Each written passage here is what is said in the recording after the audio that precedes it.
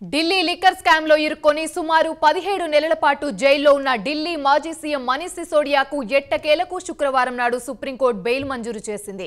అదే రోజున సాయంత్రం ఆయన జైలు నుంచి బయటకొచ్చారు. ఇక సిసోడియా అరెస్టు తర్వాత వెంటనే ఆయన డిప్యూటీ సీఎం పదవికి రాజీనామా చేశారు. ప్రస్తుతం బెయిల్ పై బయటకొచ్చారు కాబట్టి తిరిగి డిప్యూటీ సీఎం పోస్టు తీసుకుంటారా? రాజ్యాంగపరంగా ఆయన ఎదుర్కోబోయే చిక్కులు ఏంటి? ఈ స్పెషల్ స్టోరీలో చూద్దాం.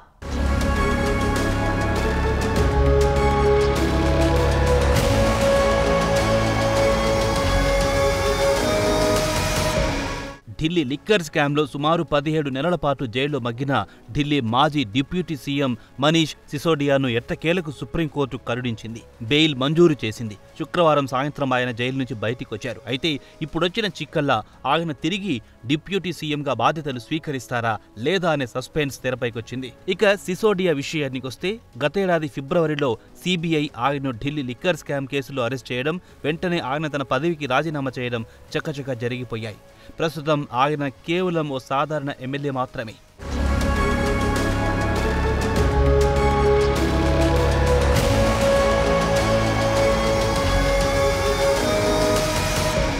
ఇక సిసోడియా విషయానికొస్తే ఆయన డిప్యూటీ సీఎంగా ఉన్నప్పుడు సుమారు 18 కీలక పోర్టుఫోలియోలు నిర్వహించారు. వాటిలో education, finance, planning, land and building, vigilance services, women and child development, art and culture, languages పోర్టుఫోలియోలను చూసేవారు. అయితే తిరిగి డిప్యూటీ సీఎంగా ప్రమాణ స్వీకారం చేసే వరకు ఆయన ఈ పోర్టుఫోలియోలను నిర్వర్తించలేరు. అయితే ఆప్ నాయకులతో పాటు మద్దతుదారులు సిసోడియాను వెంటనే డిప్యూటీ సీఎంగా బాధ్యతలు చేపట్టాలని కోరుతున్నారు. ప్రస్తుతం నెలకొన్న రాజకీయ పరిణామాల నేపథ్యంలో పార్టీలో ఆయన కీలక పాత్ర ఎంతో అవసరమని వారు సిసోడియాపై ఒత్తిడి పెంచుతున్నారు. ప్రస్తుతం ముఖ్యమంత్రి అరవింద్ కేజ్రీవాల్ కూడా జైల్లో ఉన్నారు. కాబట్టి సిసోడియా డిప్యూటీ సీఎంగా బాధ్యతలు చేపట్టాలని కోరుతున్నారు.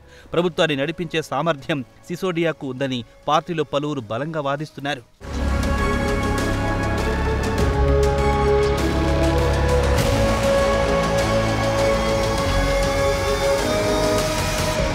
అయితే ప్రస్తుత పరిస్థితుల్లో సిసోడియా తిరిగి డిప్యూటీ సీఎంగా బాధ్యతలు చేపట్టడానికి పలు చిక్కుముడులు ఎదురవుతున్నాయి. వాటిలో ప్రధానంగా చెప్పుకోవాలంటే ప్రస్తుతం ముఖ్యమంత్రి అరవింద్ కేజ్రీవాల్ జైల్లో ఉన్నారు. కాబట్టి సిసోడియాను డిప్యూటీ సీఎంగా చేయాలని సిఫార్సు చేసే లేఖపై ఆయన సంతకం చేయలేరు. ఇక ఢిల్లీ విషయానికొస్తే కేంద్రపాలిత ప్రాంతం కాబట్టి నిబంధనల ప్రకారం కేబినెట్ మంత్రులను నియమించాలంటే ముఖ్యమంత్రి రాష్ట్రపతికి వయా లెఫ్టినెంట్ గవర్నర్ ద్వారా సిఫార్సు లేఖను పంపించాల్సి ఉంటుంది. దానికి రాష్ట్రపతి ఆమోద ముద్ర వేస్తే తప్ప కొత్తగా మంత్రిగా ప్రమాణ స్వీకారం చేయడానికి వీల్లేదు. కాబట్టి ప్రస్తుత పరిస్థితుల్లో సిసోడియా డిప్యూటీ సీఎంగా ప్రమాణ స్వీకారం చేయడం అంటే కష్టమనే టాక్ ఆ పార్టీలో వినిపిస్తోంది.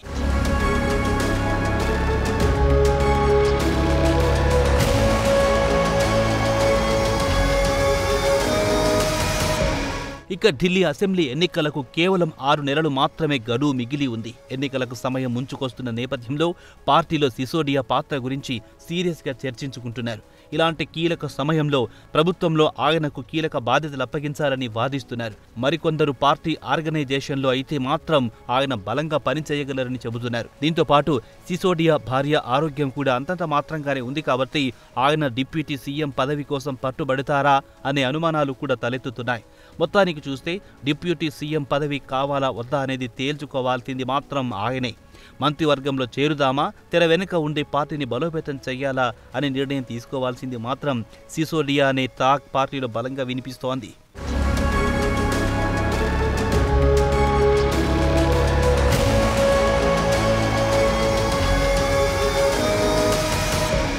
ఇక సిసోడియా బెయిల్ విషయానికొస్తే సుప్రీంకోర్టు పలు కీలక వ్యాఖ్యలు చేసింది. వాటిలో దరఖాస్తుదారుడు అంటే సిసోడియా విచారణ వేగవంతం చెయ్యమని కోరే హక్కు ఉందని తేల్చి చెప్పింది. జస్టిస్ బిఆర్ గవాయ్, కెవి విశ్వనాథ్లతో కూడిన బెంచ్ సిసోడియా దరఖాస్తును ఆమోదించి బెయిల్ మంజూరు చేసింది.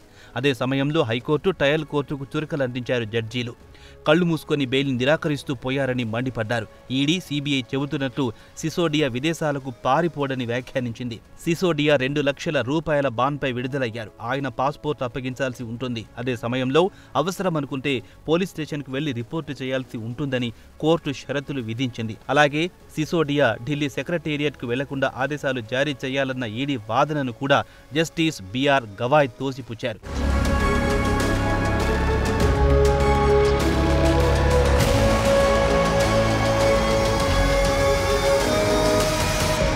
హైకోర్టు కానీ ట్రయల్ కోర్టులో కానీ గుర్తించుకోవాల్సిన ప్రధాన సూత్రం బెయిల్ అనేది ఒక నిబంధన, జైలు అనేది ఒక మినహాయింపు అని గుర్తు చేసింది. అలాగే సిసోడియా సమాజంలో ఒక భాగం, అలాంటి వారు దేశం విడిచి పారిపోయే ఛాన్స్ లేదని కోర్టు స్పష్టం చేసింది. అలాగే ప్రతి డాక్యుమెంటు సిసోడియా చదువుకునేందుకు అందుబాటులో ఉంచాల్సిందేనని విచారణ సందర్భంగా వ్యాఖ్యానించింది. ఇక సిసోడియా వచ్చే అసెంబ్లీ ఎన్నికల్లో పార్టీని గెలిపించగలరా లేదా అనేది కాలమే చెప్పాలి.